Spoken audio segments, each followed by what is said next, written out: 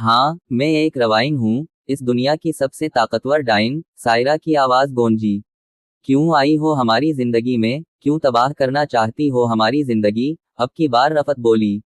नहीं, मैं किसी की जिंदगी बर्बाद नहीं करने आई, मैं डाइन जरूर हूँ, मगर बुरी नहीं। सायरा फिर से चलाई। हमारी माँ को खा गई, और कहती है मैं बुरी नहीं हूँ। अरोसा की आंखों से आंसू निकले।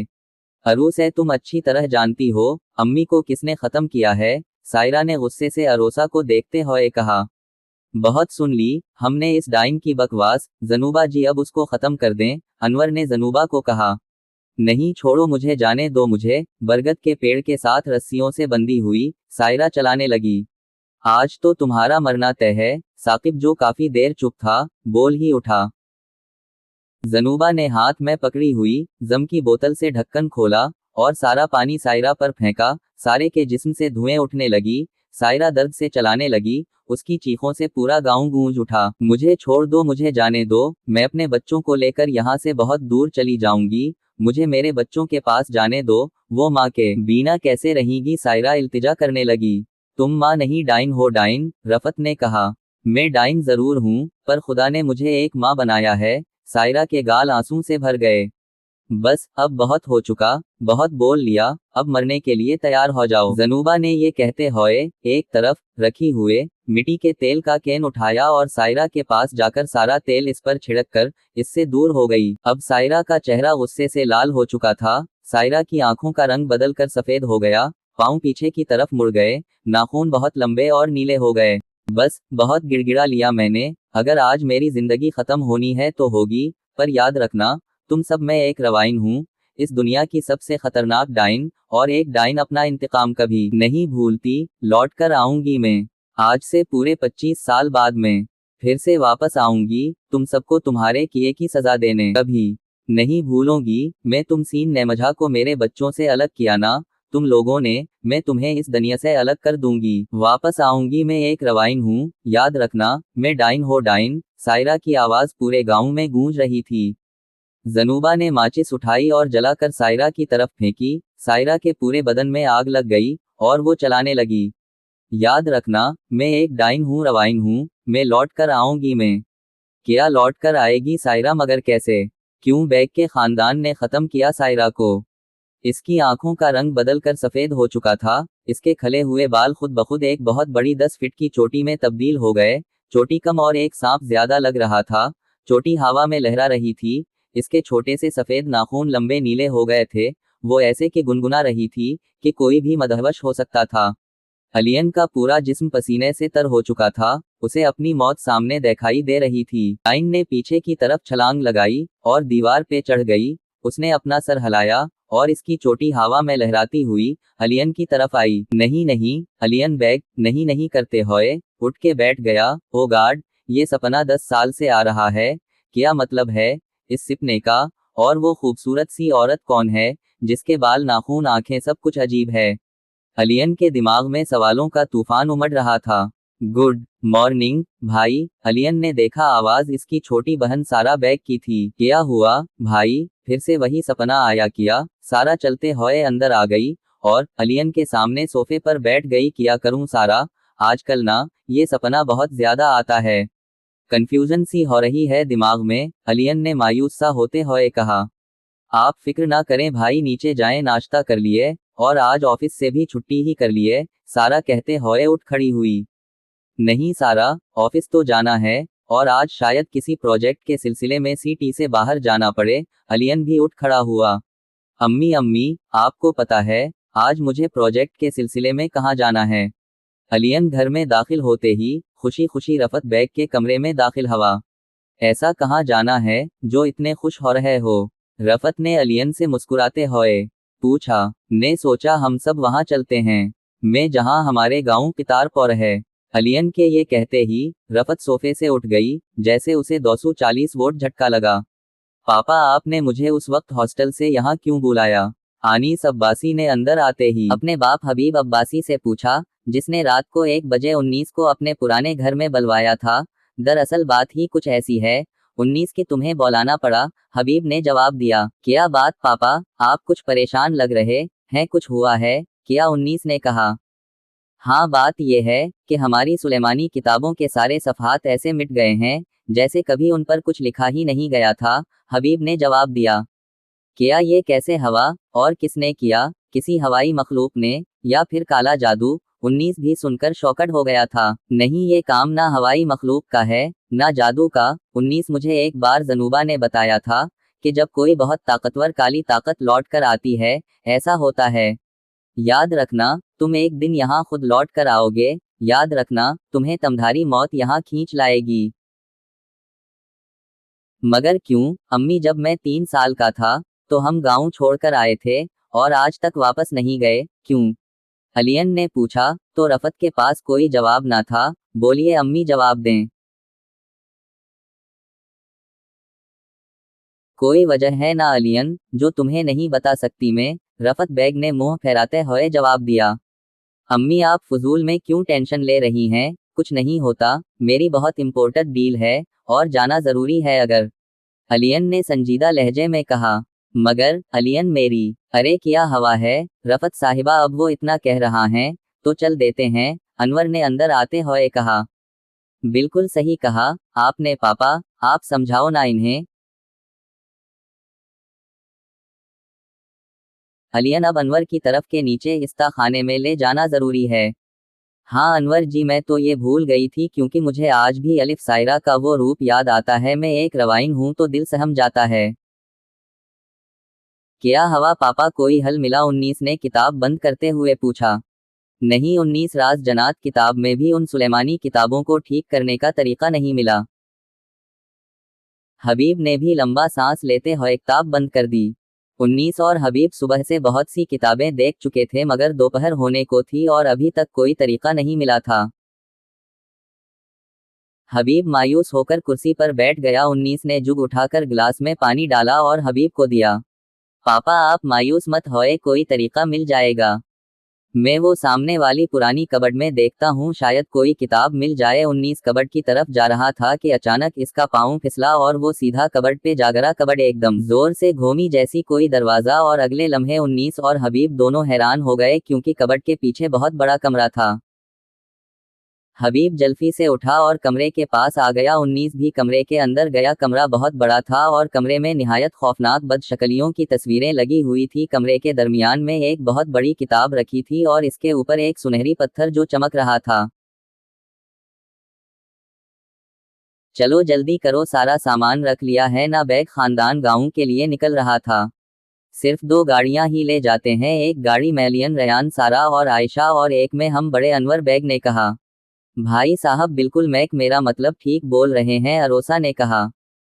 ٹھیک ہے پاپا چلیں نکلتے ہیں۔ علین اور ریان گاڑی میں بیٹھ گئے۔ علین نے ڈرائیونگ سیٹ سنبھال لی جبکہ سارا اور عائشہ پیچھے بیٹھ گئیں۔ انور لوگوں کی گاڑی آگے تھی۔ بھائی آپ کو کیا لگتا ہے ہماری حویلی کوئی پرانے بادشاہوں کی حویلی ہوگی یا ماڈرن ٹائپ؟ سارا نے علین کو کہا۔ آئی تھنک تھوڑی بادشاہوں ٹائپ کی، آخر ہمارے دادا پردادا کے زمانے کی حویلی ہے وہ، علین نے جواب دیا۔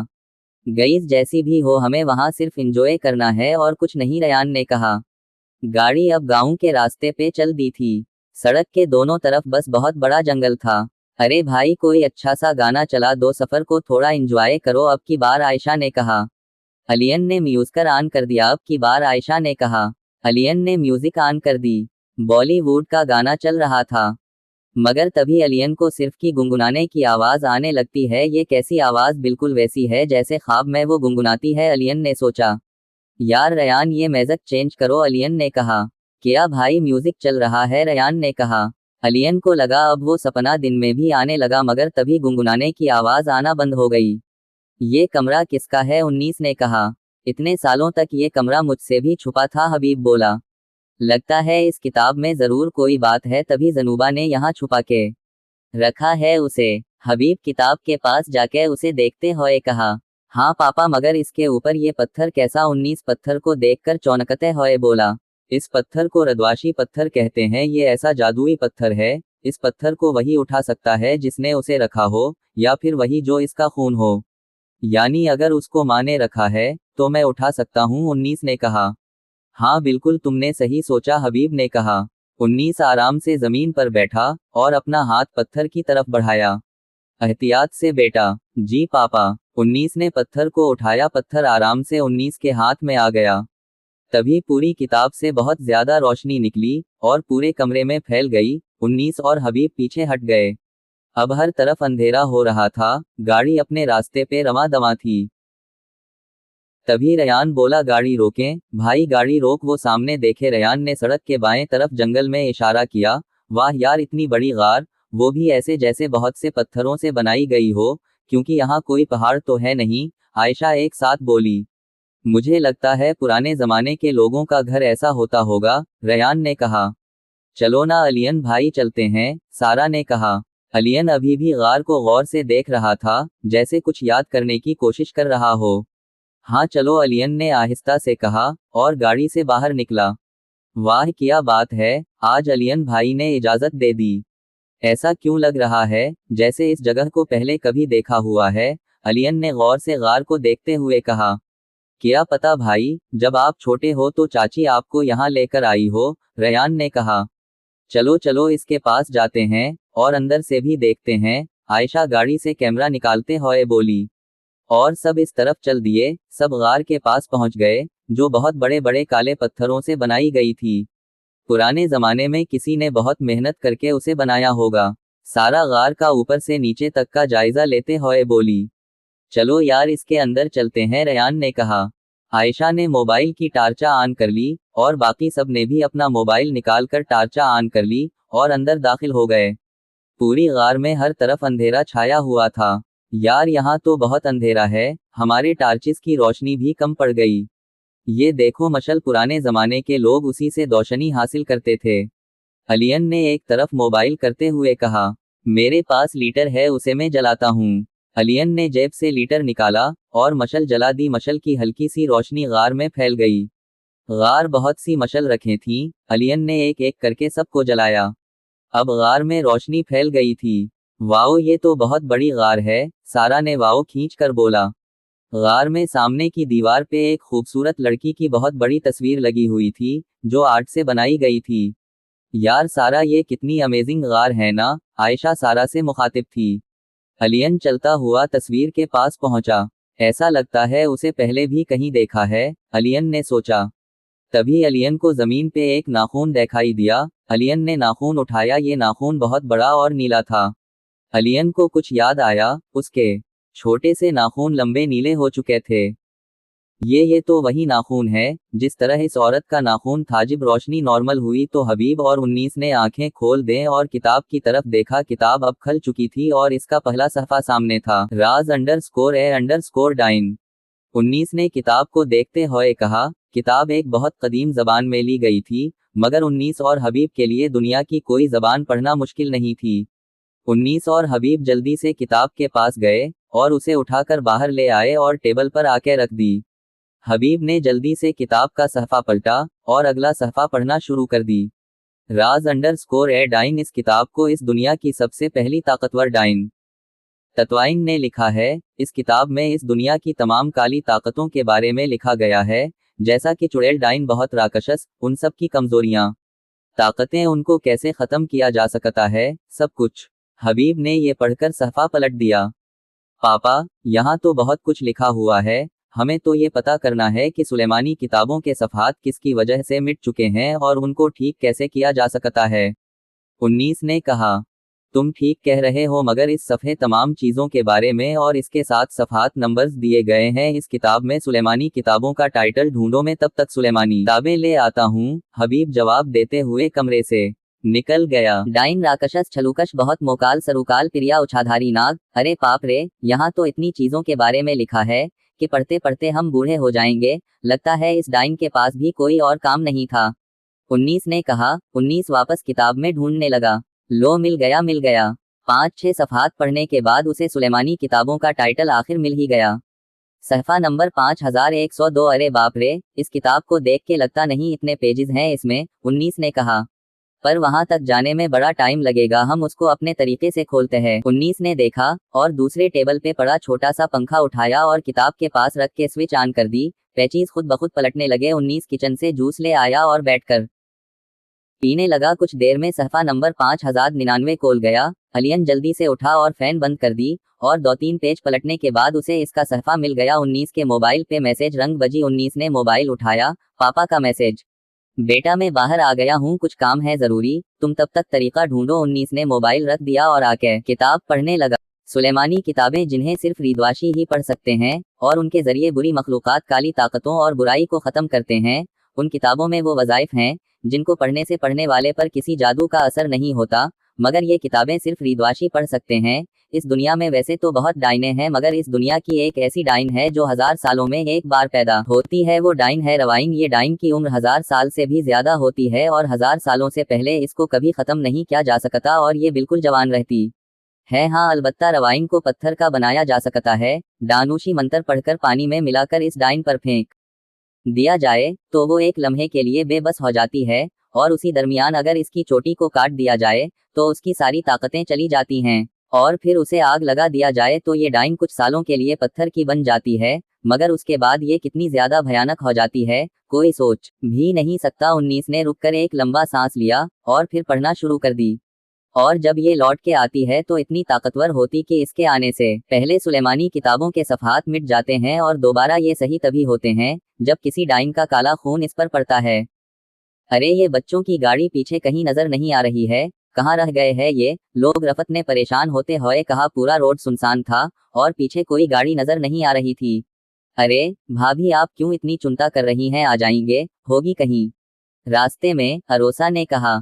अरोसा तुम मेरी मेडिसिन साथ लाई हो? साकिब ने अरोसा से पूछा। खड़ोसा? आपने मुझे खड़ोसा बोला? तितारपुर जाने दें, बताती हूँ मैं आपको, आपके कान खींचने पड़ेंगी मुझे, अरोसा ने उंगली दिखाते हुए कहा। अरे अरोसा, देवर जी ने अरोसा ही बोला है, तुम अपने कान में लगाना भूल गई। रफत ने अरोसा के कान में उंगली मारते हुए कहा। ओ सूरी भाभी मैं लगाना भूल गई, अरोसा के एक कान में थोड़ी प्रॉब्लम थी। देखा मैंने, अरोसा ही बोला था, तुम फजूल में ही इतना गुस्सा करती हो, पहले अपना कान चेक कर लेती। साकिब ने मुस्कुराते हुए तंजिया कहा। आप तो रहने दें, क्या पता आपने मेरे ना सुनने का फायदा उठाया हो, अरोसा मुंह बनाते हुए बोली। लो रफत आ गया तमधारा। अलियन अनवर ने गाड़ी के शीशे में पीछे आती गाड़ी को देखा। शक्र है खुदा का, रफत ने गहरा सांस लेते हुए कहा। मैं जिससे प्यार करूंगी बिल्कुल मेरे नावल के हीरो जैसे होगा। वो अपनी बड़ी सी गाड़ी में आएगा, हरीम अलीना से कि रही थी लो आ गई। वो अपनी गाड़ी का दरवाजा खोलेगा और बड़े एटीट्यूड से बाहर निकलेगा, निकल आया। वो अपने घने बालों पे हाथ